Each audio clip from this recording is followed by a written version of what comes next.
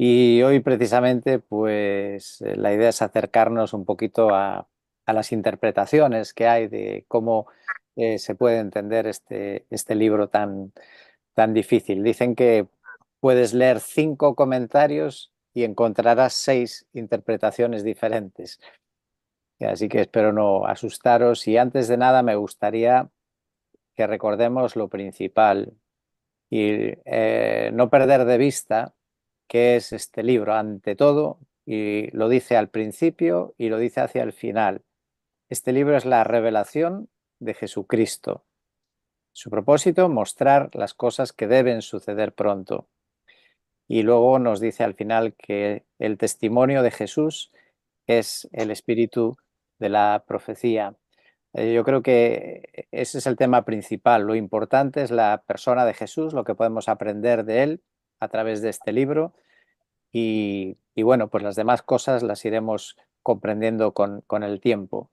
Decimos que es el libro de revelaciones porque es como empieza el libro. La primera palabra es eso, revelación de Jesucristo. Y la revelación tiene que ver con verdades que están fuera de nuestro alcance. Ahí está la dificultad. Estamos tratando de comprender cosas que están fuera de nuestro alcance, que no podríamos conocer nada de ellas si el Señor no nos las diera a conocer.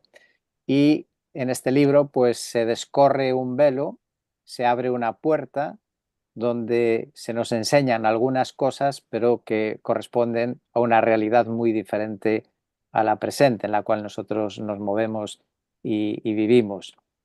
Esta idea de revelación, de abrir, descorrer, de descubrir, está a lo largo de todo el libro de Apocalipsis. En el capítulo 4 encontramos una puerta abierta, en el capítulo 6 hay sellos que son abiertos, en el capítulo 9 hay un pozo del abismo que se abre, en el capítulo 11 y el capítulo 15 es el templo de Dios en el cielo que se abre, en el capítulo 19 es el mismo cielo que se abre y al final en el capítulo 20 hay libros que se abren. Así que todo ello surge de Dios, es iniciativa de Dios darnos a conocer alguna de estas cosas hasta donde las podamos comprender y como digo muchas veces, seguramente que las comprenderemos en plenitud cuando ocurran. Entonces las podremos identificar. Ahora, particularmente la revelación de Dios, cuando hablamos de revelación, que vuelvo a decir es el nombre del libro porque es la primera palabra de este libro, la revelación de Dios principalmente tiene que ver con dos cosas, con lo que Dios es y lo que Dios desea de nosotros. Lo que Dios es Dios dándose a conocer, porque no podríamos conocerlo de otra manera, y eso es una característica también que distingue a la Biblia de cualquier otro libro religioso. En particular, ese otro libro que hay tantos seguidores de él y que lo ponen como a la altura de la Biblia, ¿no? Que es el Corán, pues una gran diferencia es que el Corán solo es un libro de reglas y de normas.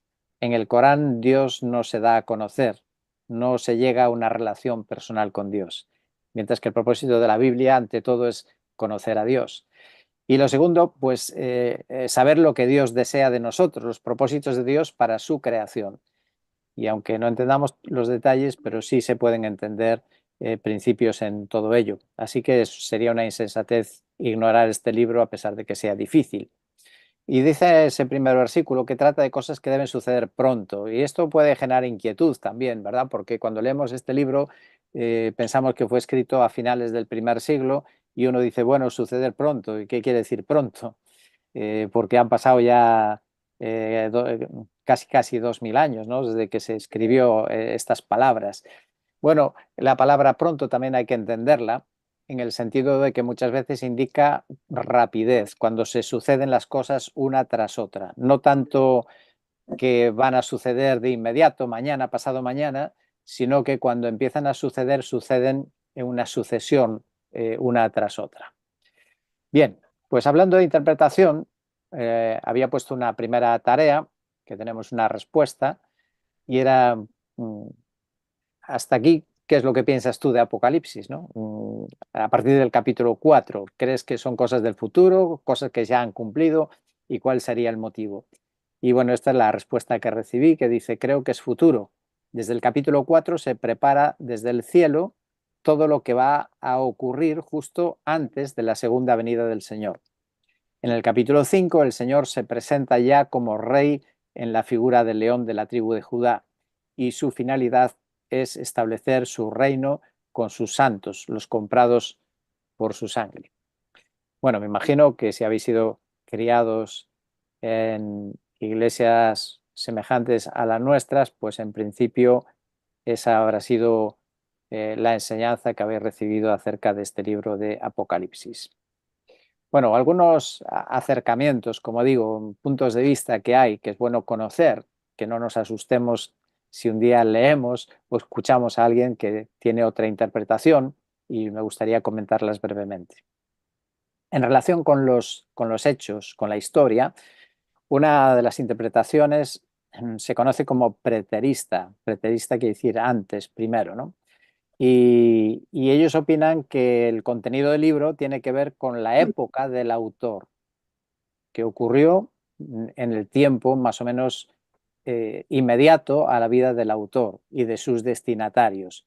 Y por lo tanto entienden el libro de Apocalipsis como una descripción, pues, gráfica, metafórica de lo que sufría la Iglesia, la opresión bajo el Imperio Romano. Y por lo tanto los que siguen esa interpretación entienden que todo este libro es algo principalmente pasado y que no tiene que ver tanto con eventos futuros, porque su propósito era, pues, animar a esos creyentes, darles esperanza, que estaban sufriendo la presión del Imperio Romano. Esta interpretación es la que sigue la Iglesia de Roma. Si le preguntas oficialmente, seguramente esa es su postura oficial de cómo interpreta el libro de Apocalipsis. Y en mi opinión, pues frente a esa interpretación, me parece que es leer la historia de una manera demasiado fantasiosa. Se ve demasiado fantasía, sería la manera en que describe los eventos y los sucesos. No concuerda con el resto de las escrituras cuando hablan de sucesos difíciles de la historia, tanto en profecía como en historia cumplida, y no hay ese tipo de descripciones tan, diría, fantasmagóricas. En mi opinión, el capítulo 4 en adelante, pues serían cosas que todavía no han ocurrido.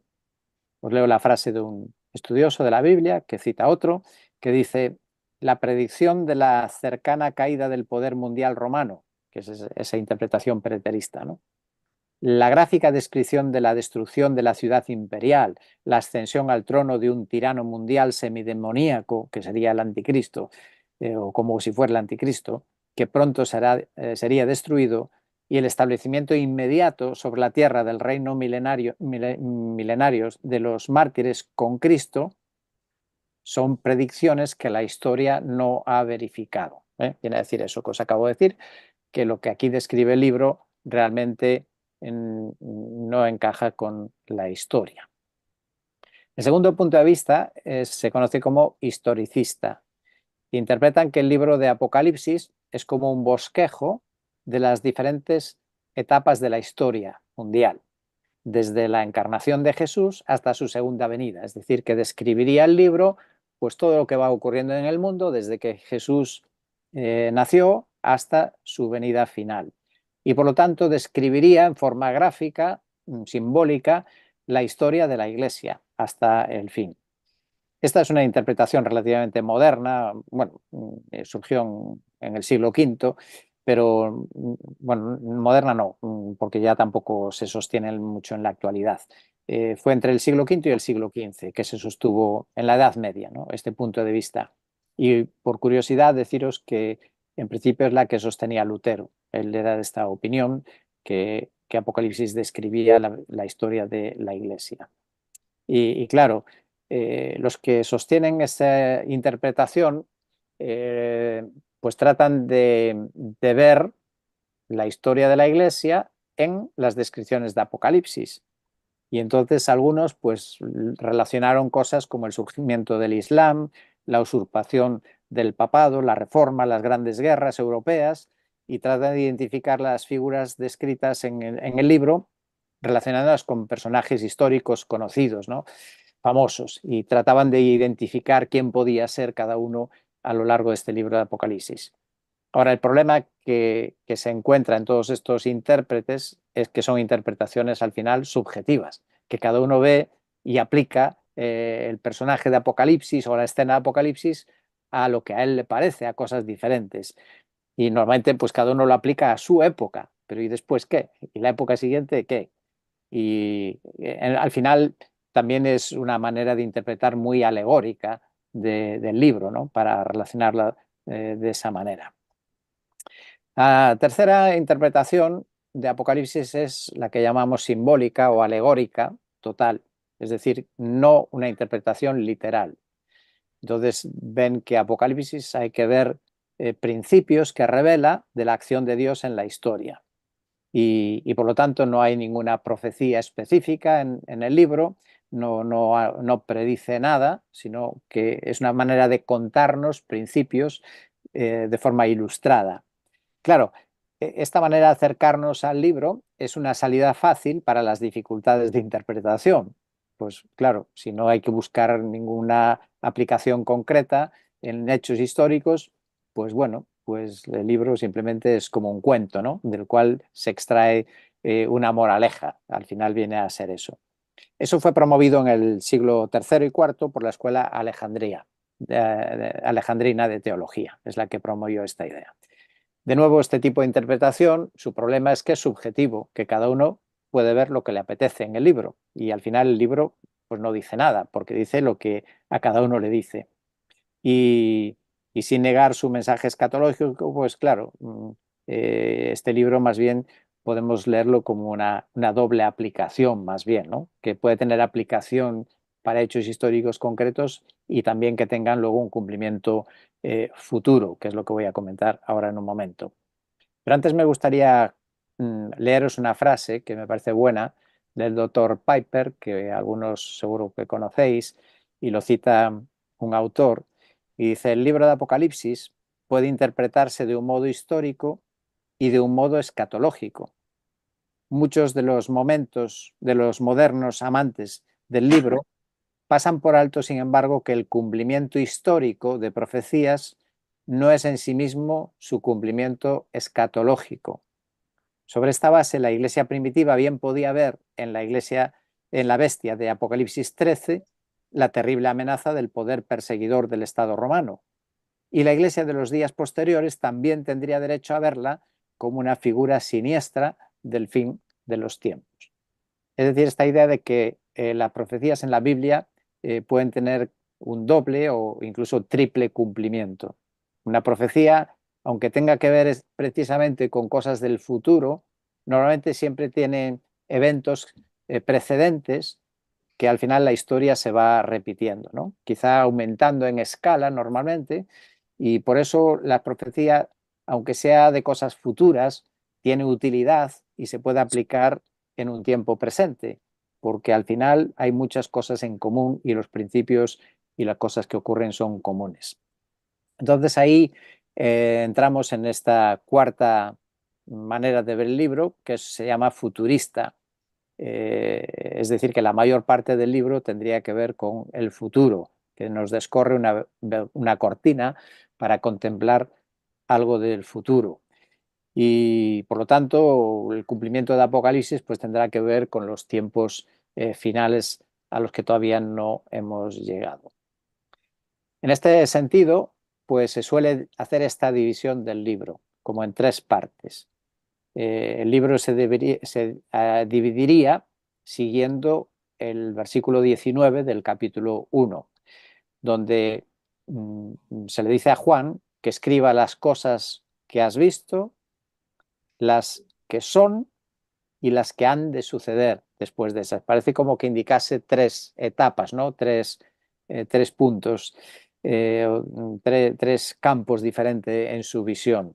La primera sería las cosas que ha visto, pues, ¿qué es lo que vio? Vio a Cristo. Capítulo 1, la visión de Cristo en el cielo, el Cristo que aquellos apóstoles un día, entre ellos Juan, en el monte vieron cómo Jesús empieza a ascender, desaparece de su vista y no apareció en ningún otro lugar de la tierra, y ¿Dónde está? Pues bueno, por la fe y por el mensaje de los ángeles le dijeron que había ascendido al cielo.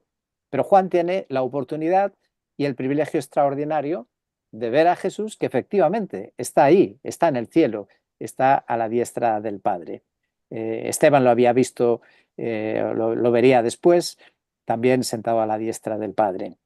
Luego estarían las cosas que son, y eso abarcaría los capítulos 2 y 3, que es las 7 iglesias. La iglesia comenzó el día de Pentecostés y sigue hasta los días de Juan y futuros. Esas son las cosas que son, que están siendo.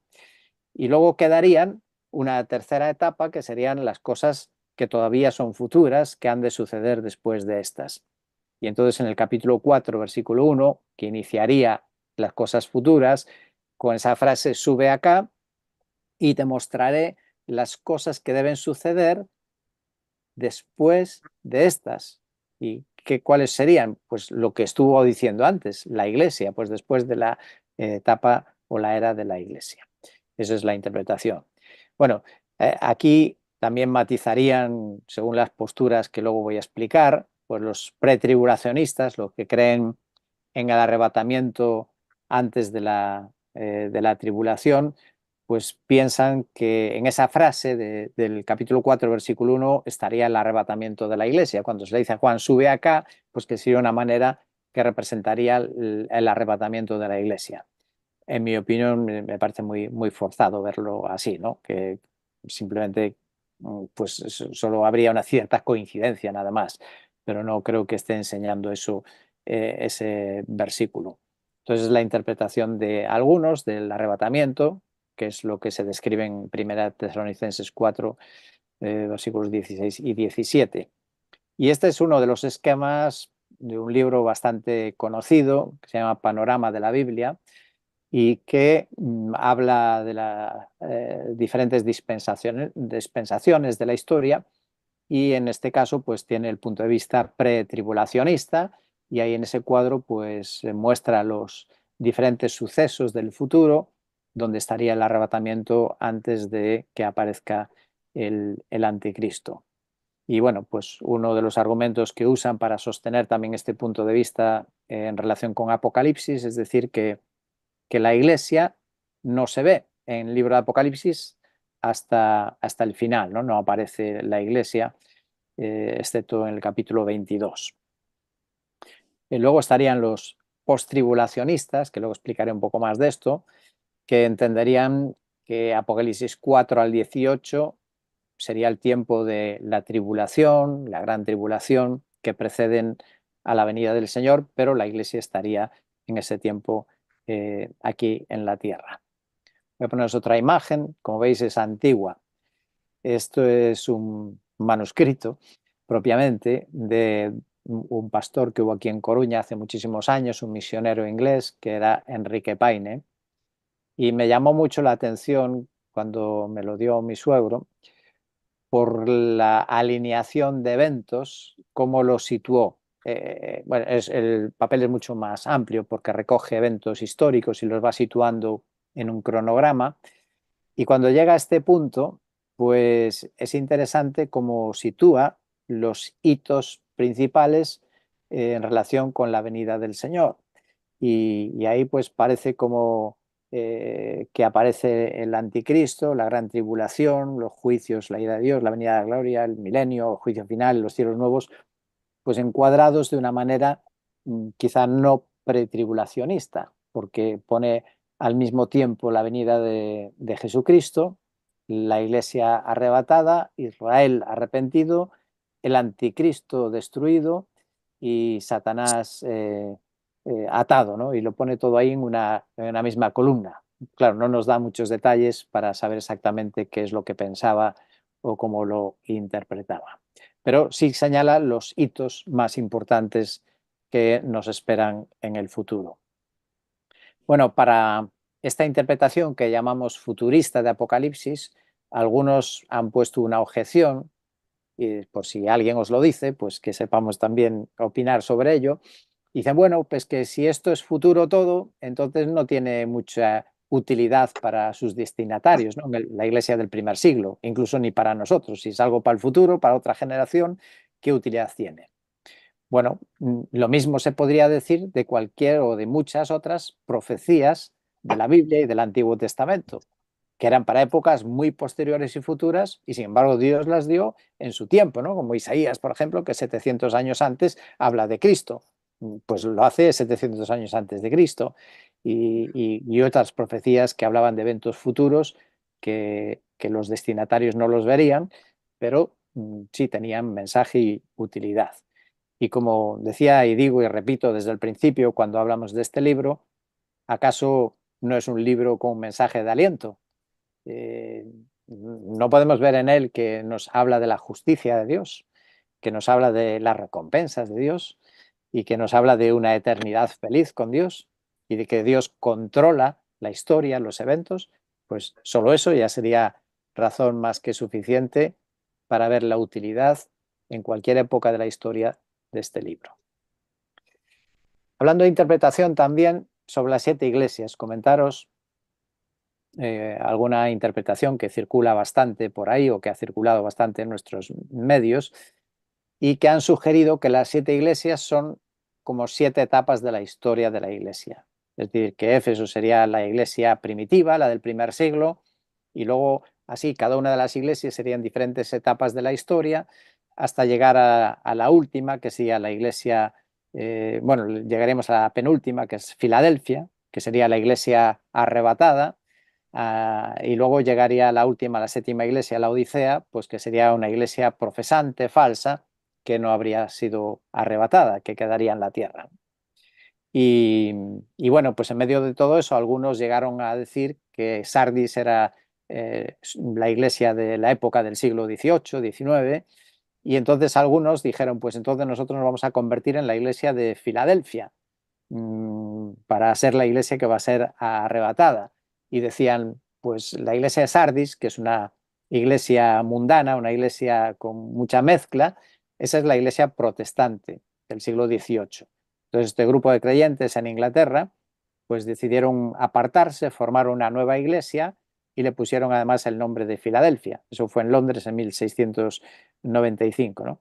Y, y bueno, pues ellos esperando que serían la iglesia arrebatada, porque la protestante pues ya no era una iglesia fiel, y esperando pues eso, que vendría la apostasía en aquellos tiempos. Bueno, esto es muy resumido lo que acabo de decir, simplemente esa idea. Y en mi opinión, pues el primer problema es que las 7 iglesias eran 7 iglesias reales, no son 7 iglesias ficticias para ilustrar 7 tiempos de la iglesia, sino que son cartas dirigidas a iglesias reales con un mensaje para ese tiempo y para esas iglesias. Por otra parte, tampoco hay uniformidad en la iglesia en el mundo en ninguna época, y menos hoy. No hay un solo tipo de iglesia en el mundo para decir, bueno, ahora estamos en la de Sardis, o ahora estamos en Filadelfia, o ahora estamos en, en Pérgamo. No, nunca en la iglesia en el mundo ha habido un solo tipo de iglesia. Es verdad que quizá al principio pues la iglesia era más uniforme porque no había muchas y recién habían empezado. Pero con el paso de los años, cada iglesia va tomando derroteros diferentes. Y por lo tanto, las 7 iglesias que existían en el primer siglo, creo que han existido y existirán siempre a lo largo de la historia los 7 tipos de iglesia. Y creo que el propósito precisamente es pues reflejar un mensaje que puede aplicarse pues según el tipo de iglesia en la que podamos estar en cada momento. Bueno, luego hay variantes sobre esta interpretación, ahí yo puse una que dice que las 3 primeras iglesias sí que son la primera etapa de la iglesia, pero luego como se dio cuenta que las otras pues no concuerda, que universalmente no se puede decir que la iglesia está en la misma situación en todo el mundo, pues dice, bueno, pues las otras son incorporaciones que van llegando y persisten unas con otras, en fin, un poco sofisticado todo y me parece demasiado artificial, y solo os lo comento para que conozcáis que hay esa interpretación de las 7 cartas. O sea, en conclusión, mi opinión que son 7 cartas para aquellas 7 iglesias con lecciones para la Iglesia de todos los tiempos, pero que no son 7 etapas de la historia de la Iglesia. Bueno, entrando un poco más en la interpretación del libro Apocalipsis y de lo que es futuro, real o no, puse otra pregunta que decía ¿qué interpretaciones conoces acerca del milenio? Porque es un punto bastante crítico en la interpretación del libro de Apocalipsis. ¿Qué es lo que se entiende por el milenio? ¿Qué es lo que crees que es el milenio? La respuesta que recibimos, pues dice: el milenio es el periodo donde el Señor Jesucristo reinará corporalmente y literalmente por 1000 años con sus santos resucitados sobre la tierra. Y la cita que aporta es Apocalipsis capítulo 20, versículos 4 y 6, que es donde se habla de eso. ¿Y cuál sería el propósito, ¿no?, del milenio? El propósito del milenio, y luego vamos a hablar de esas interpretaciones en un momento, que aparece en Apocalipsis capítulo 20, de los versículos del 1 al 6, eh, habla de un reino de paz, de armonía, donde se presenta al Señor que está reinando, y es un reino, diríamos, ideal, un reino en la tierra donde todo funciona bien y donde hay orden y donde cualquier maldad es suprimida, y por lo tanto sería como casi una restauración del paraíso, ¿no? Y claro, algunos dicen: ¿qué sentido tiene que si el Señor viene a la tierra, por qué no empieza ya la eternidad? ¿Y qué sentido tiene que venga para poner un reino que solo vaya a durar 1000 años? Y luego otra vez una guerra y después ya, sí, el fin. Yo creo que sí que tiene una función y un papel interesante el milenio. Y creo que su objetivo es demostrar que, que el ser humano, bajo cualquier condición, incluso una condición ideal como sería la del milenio, es incapaz de obedecer o de ser fiel a Dios por naturaleza. Es incapaz de no pecar y necesita el perdón de Dios. Porque claro, muchas veces se atribuye, y es una creencia generalizada incluso en nuestros días, de que la maldad, que la gente que hace mal, al final es porque vivimos en un mundo donde hay mucha maldad. Y claro, eso se contagia y el hombre, en realidad, de por sí, la gente piensa no es malo. Y lo que hacemos mal, pues es porque estamos influidos por la maldad que nos rodea.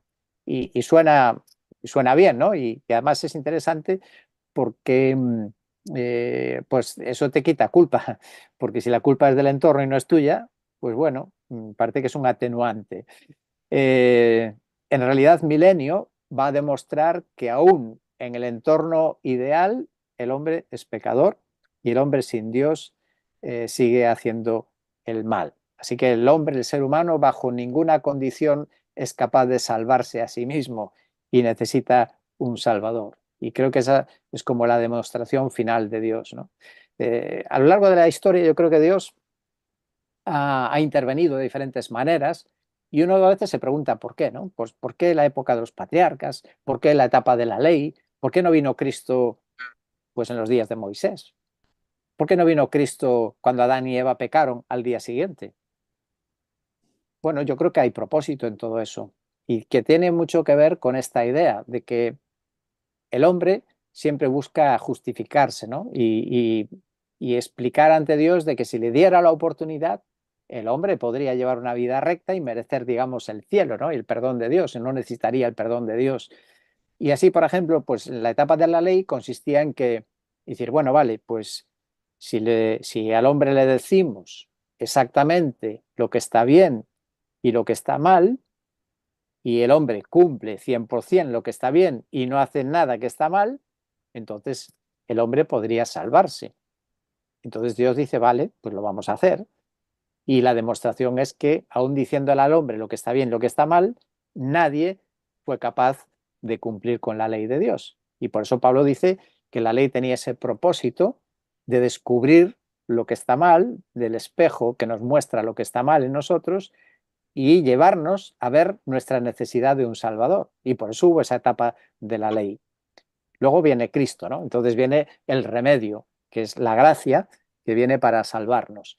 Pero quedaría todavía esta duda, ¿no? que nos plantea la sociedad en general, pues de que el hombre, bueno, si viviera en un paraíso, si naciera en un entorno santo y perfecto, pues entonces ya no cometería pecado, ¿no? Y no necesitaría el perdón de Dios ni el sacrificio de Cristo. Y Milenio justo va a ser esa última demostración final de la necesidad que tiene el hombre de un Salvador, que sea cual sean las condiciones, todos necesitamos el perdón de Dios. Bueno, dicho esto y después de esta parrafada, veamos las opiniones que hay acerca del milenio. Una interpretación es la amilenarista.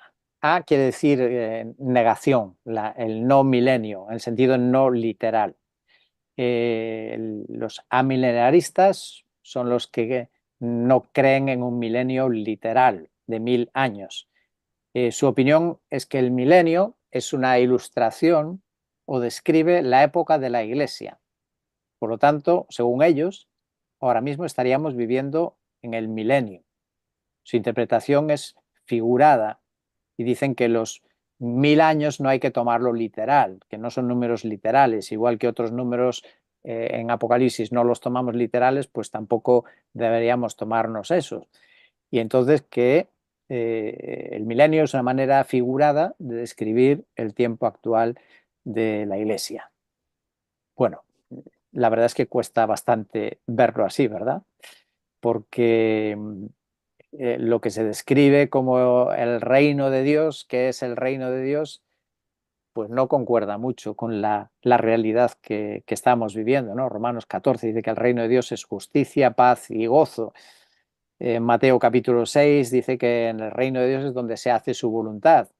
Y sobre todo, Apocalipsis 20 dice que en el milenio Satanás está atado. Bueno, mi impresión es justo lo contrario, ¿no? Que Satanás anda bastante suelto y anda haciendo bastante de las suyas. Esta idea la propuso el gran promotor de esta interpretación fue ni más ni menos que San Agustín, Agustín de Hipona. Para oponerse, se oponía a esta interpretación literal de los 1000 años. Y él pensaba que era la época de la Iglesia.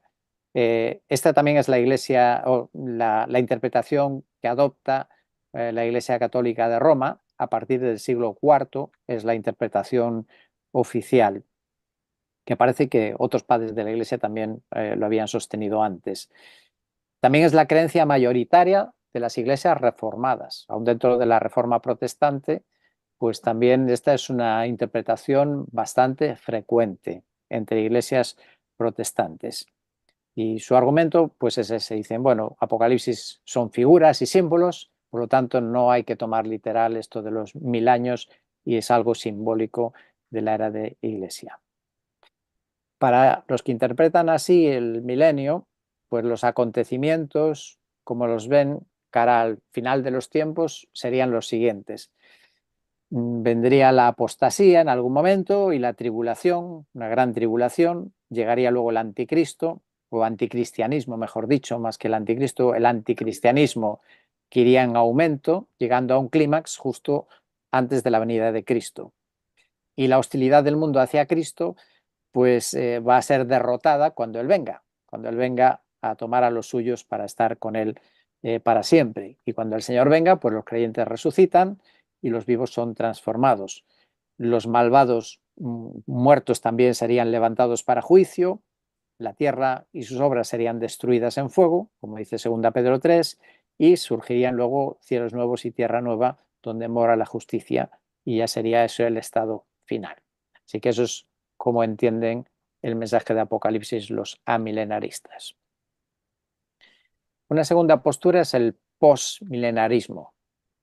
Post significa después del milenio. Es decir, que entienden que la venida del Señor no sería antes del milenio, sino después del milenio. Entonces, hasta que pase el milenio, el Señor no vendría. ¿Y entonces qué es para ellos el milenio?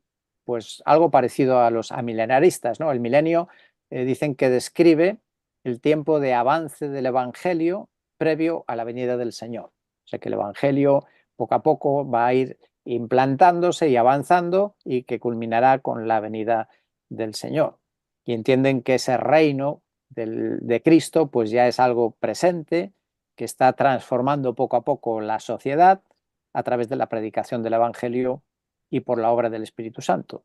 Entonces lo que ellos esperan es que el mundo va a ir a mejor y llegará a un punto que será, por así decirlo, lo que describe ese milenio, pues la edad de oro de la Iglesia, que será justo previo a la venida del Señor. Esta idea sí que es moderna, surge en el siglo XVII y fue sostenida o es sostenida por algunos luteranos reformados y también por los puritanos. ¿Qué es lo que esperan los postmilenaristas? Pues los acontecimientos que esperan es que el mundo va a venir a Cristo, va a caer el mundo rendido ante Cristo, entonces Cristo va a regresar tras un periodo largo de paz, que ellos llaman el milenio, ese periodo de paz, y entonces la mayoría creen que al final del milenio pues habrá una explosión de la maldad de repente, que es lo que describe Apocalipsis capítulo 20, y el Señor intervendrá. Bueno, ¿qué pensamos de este punto de vista? Bueno, yo lo que veo es que el Señor lo que dijo, en Lucas 18, versículo 8, que cuando Él venga, dice, hallará fe en la tierra, cuando venga el Hijo del Hombre. Entonces no concuerda mucho con esta idea positivista, ¿no? De que cuando el Señor venga va a haber un avivamiento general, mundial, sino parece que más bien el Evangelio nos dice que será todo lo contrario. Pablo también enseña lo mismo, ¿no? En la misma línea, 2 Timoteo 3, los primeros versículos, le dice a Timoteo, debes saber esto, que en los últimos días vendrán tiempos difíciles, porque los hombres serán amadores de sí mismos, avaros, o sea, todo lo contrario de esa descripción que esperan los postmilenaristas. Y ya finalmente nos quedan dos posturas que son parecidas con una diferencia. Son los premilenaristas. Premilenaristas, como dice la palabra pre, significa antes, antes del milenio, se refiere a la venida de Cristo antes del milenio. Entonces, Cristo vendría, después se instauraría el milenio con el reinado de Cristo, literal, y después, pues, lo que viene después, ¿no?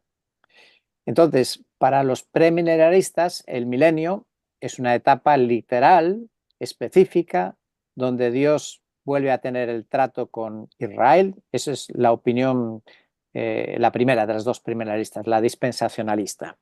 Entonces, Dios retoma el trato con Israel después del arrebatamiento de la Iglesia. Y entonces en esa época se cumplirían las profecías que todavía están pendientes, ¿no? Hay profecías que Dios dio a Israel que todavía no se han cumplido. Ejemplo, Isaías 11, versículo 6, lo sabéis de memoria, dice, el lobo morará con el cordero, el leopardo se echará con el cabrito, etcétera, etcétera. Hay una lista ahí de cosas que esos todavía nunca se han cumplido. Entonces, se entiende que se van a cumplir precisamente en esa etapa del milenio. Los dispensacionalistas pues creen que habría dos resurrecciones, no una, sino dos. Una resurrección antes del milenio y otra después del milenio. Esta idea pues se difundió especialmente también recientemente, relativamente, en el siglo XVIII y XIX. Y el gran promotor, o el que ha conseguido por lo menos que se difundiese más por el mundo, es el que tenéis ahí su imagen, que es John Nelson Darby. John Nelson Darby es uno de los primeros del movimiento de los hermanos, precisamente, y él fue el que difundió esta enseñanza del premilenarista dispensacionalista, que significa el arrebatamiento antes de la tribulación.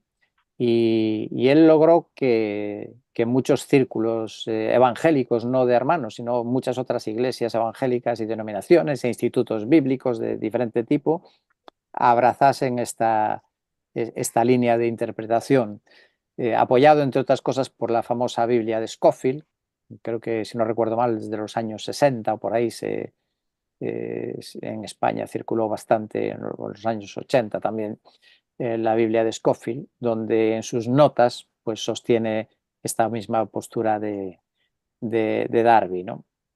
Y bueno, Darby sin duda era un hombre eminente, era un hombre conocedor de griego y de hebreo, tradujo el Nuevo Testamento, no era ningún tonto, ningún ignorante, además hizo estudios eh, de griego con honores y con medalla de oro en lenguas clásicas, o sea que era un hombre que sí que conocía los idiomas.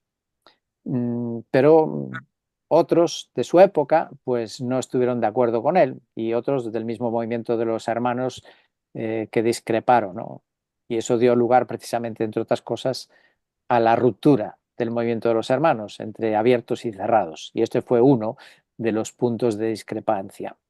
El que no pensaba lo mismo con Darby, o uno de ellos, dijo: si aceptáramos la perspectiva de Darby sobre el rapto secreto, entonces deberíamos renunciar a muchos pasajes del Evangelio por no ir dirigidos a nosotros. Y eso es lo que vais a escuchar. Cualquiera que sostenga este punto de vista de un arrebatamiento antes del anticristo, antes de la tribulación, pues vais a escuchar que hay pasajes del Nuevo Testamento que no son para nosotros, sobre todo en el Evangelio de Mateo. Y es lo que hizo Darby, precisamente. Pues dijo, bueno, hay que distinguir que algunos pasajes son para Israel y otros son para la Iglesia. Y bueno, pues esa es su manera de explicarlo. También sostiene lo que se conoce como la teología del reemplazo, es decir, que hoy la Iglesia sustituye a Israel y luego otra vez la Iglesia se va y Israel sustituye a la Iglesia. Entonces, en este caso, el orden de acontecimientos que esperan es, pues lo primero que esperan es el arrebatamiento. Es lo primer paso futuro que se espera, es el arrebatamiento, que ellos dicen podría ocurrir en cualquier momento, o sea, podría ocurrir ahora mismo. No haría falta ningún requisito previo para que eso ocurra. Podría ocurrir hoy, mañana, en cualquier momento. Que va a ocurrir, según ellos, antes de la gran tribulación, y que el arrebatamiento pues, es solo para la Iglesia, para aquellos convertidos entre Pentecostés y hasta que llegue ese día del arrebatamiento. Luego después vendría un periodo de 7 años de tribulación, de los cuales los últimos 3 y medio serían los que se conoce como la gran tribulación. Para ellos la Iglesia es un paréntesis en la historia, creen que incluso eso era algo desconocido en el Antiguo Testamento, imprevisible para los profetas del Antiguo Testamento, y luego que ocurrirán los eventos de la última semana de la profecía de Daniel capítulo 9, pues después, en todo lo que dice también Mateo 24 y Apocalipsis 4 al 19. Y también ven que habría un remanente judío que sería el que reemplaza a la iglesia, porque claro, después del arrebatamiento, entonces ¿quién va a predicar en el mundo? ¿Quién va a dar testimonio? Entonces sería de nuevo Israel, que se convertirían y entonces ellos predicarían el Evangelio y también hace una distinción. Dicen que se predicaría el Evangelio del reino, pero que no sería el mismo que el Evangelio de la gracia. Sería un Evangelio un poco diferente, ¿no? Eso por lo menos es lo que sostiene Scofield, que el Evangelio de la gracia es el Evangelio para la Iglesia. Pero claro, si la Iglesia ya no está, el Evangelio ha de ser diferente, porque no puede predicar lo mismo, porque la esperanza no es la misma. Entonces le llaman el Evangelio del reino. Después de todo eso, pues vendría propiamente la segunda venida, porque ellos no consideran que el arrebatamiento sea segunda venida, sino que la segunda venida es posterior. Después vendría el milenio, después una rebelión final, después el juicio final y después los cielos nuevos y la tierra nueva, el estado eterno.